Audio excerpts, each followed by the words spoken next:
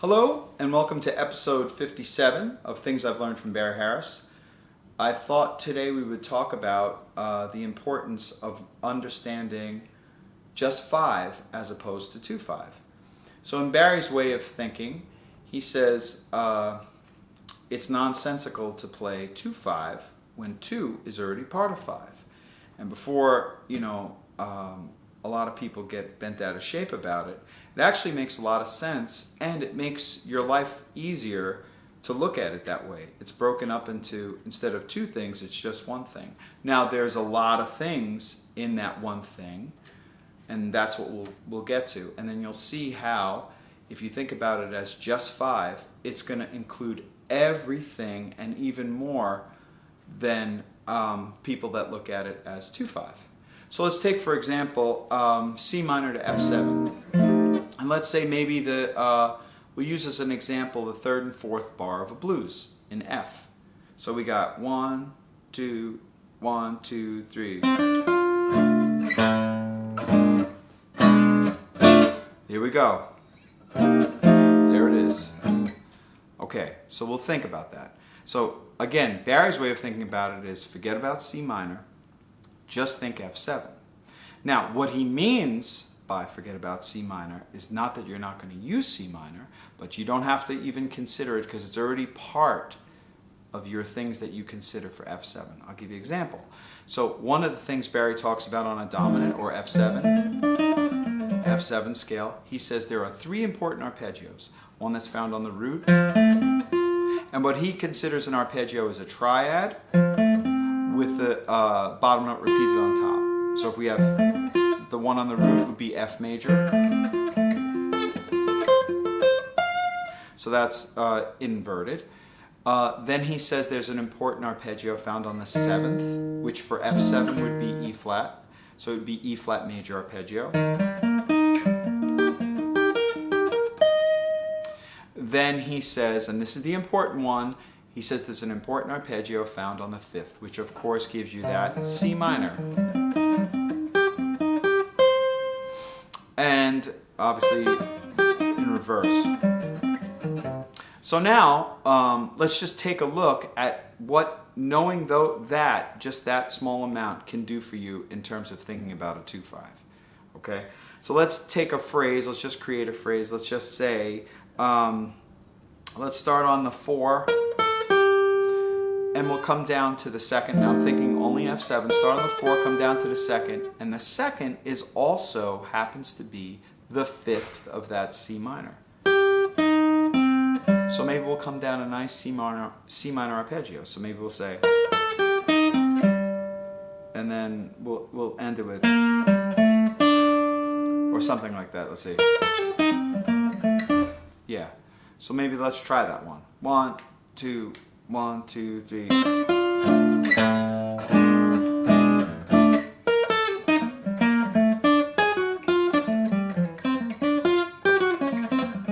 But see, there it was, right there, the C minor arpeggio. Maybe we'll come down the minor arpeggio from the tonic. So let's see what that sounds like. 1, 2, 3.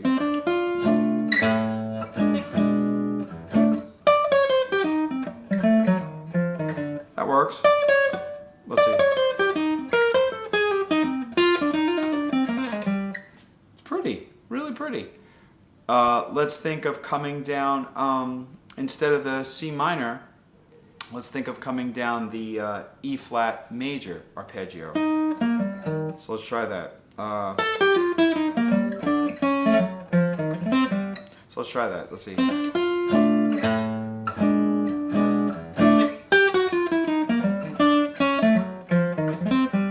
And if you can hear, part of what I'm doing also is I'm bringing in F7's tritone. So you got F7, and then Barry has the rule for the tritone, which other people talk about too, which is anytime you play a dominant chord that's going home, or a 4th higher, whether it be going home to a major, a minor, or another dominant, you could play its tritone as a substitute.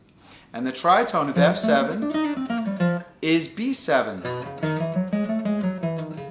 So what's interesting about B7 is the reason that the tritone works is obviously the thirds and the sevenths are the two most important notes that dictate what makes a chord, and they're just reverse. So the third of the F7 happens to be the seventh of the B, and the seventh of the F7 happens to be the third of the B, and flip-flops.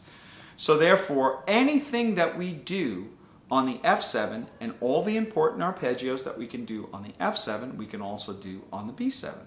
So just for example then, the B7 has an important arpeggio found on the, let's say the 7th, which is the A major arpeggio. So we have to know our A major arpeggio. We also have to know the important arpeggio that's found on the root of the B7, which is just a regular B major. We also have to know the important arpeggio that's found on the 5th of B7, which happens to be F sharp minor.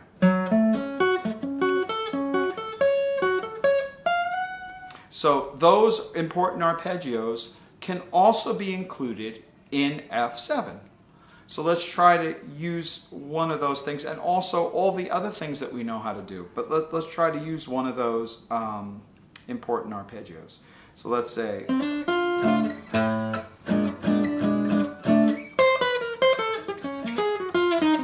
let's see. There was, I used the important arpeggio on the, from the 7th of the B7. So let's say, let me try to clean that up a little bit.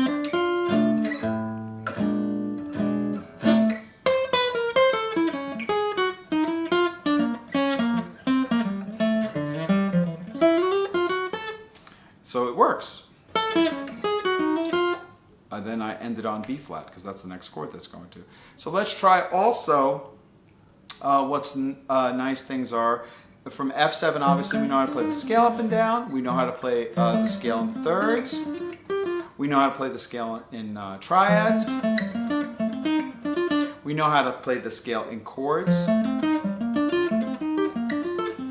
But that means you have to know the same thing for B7. And so on. So if we try to create a line using those kind of things, let's see, maybe I'll come down. I'm going to think about the second of the B7. Maybe I'll come down a chord. Let's see how that sounds. Let's see.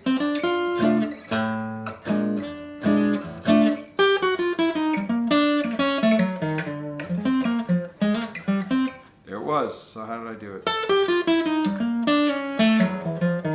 Or well, I could have gone down the A there. But this is why, if you start to think of all of these things that are included just in F7 and F7's tritone, you never have to think 2-5.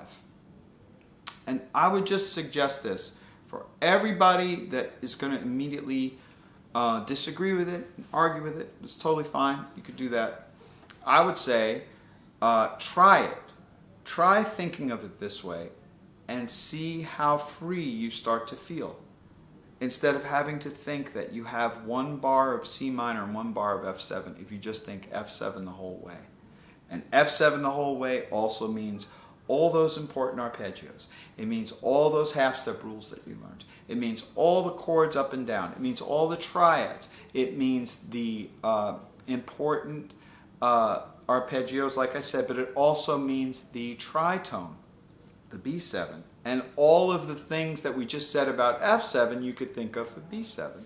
And then the only thing you have to worry about is making them sound right. A pretty way to end up on it, to end up on the next chord, which the following chord on the 5th bar would be a B flat 7. So those are the things that then you can worry about. Instead of thinking to yourself 2-5, that's much too complicated. I mean, I can't honestly for myself, because I didn't learn it any other way. I only learned it this way. So when somebody else told me about this other way to think about it, where it was 2-5, it seemed odd to me because I never had to look at it that way. And it was too difficult for me. So anybody who wants to argue the point, it's okay. You can argue the point if you want, but I would say try it. Just try it and see what happens. And Barry talks about this because he said that Charlie Parker didn't think 2-5. Charlie Parker thought 5. So he said the same thing about Bud Powell. Bud Powell didn't think 2-5. Bud Powell thought 5. So I'm going to go with them. I'm going to go with what he says they were thinking. I'd rather go with them. There's a lot of things that we discuss that turn into kind of like these musical arguments, but the musical arguments don't really matter. The only thing that matters is how everybody sounds. So I would suggest just try it. If you're a person that right now at this very moment says, oh, well, I only look at things as being from 2 and 5, I would say let's forget about that for a day or two and just try to work on thinking about it as 5 and see what you discover about your own playing. So anyway, that's the end of this short episode 57, which is, I guess will be titled Think About 5, not 2-5. Until next time, thanks.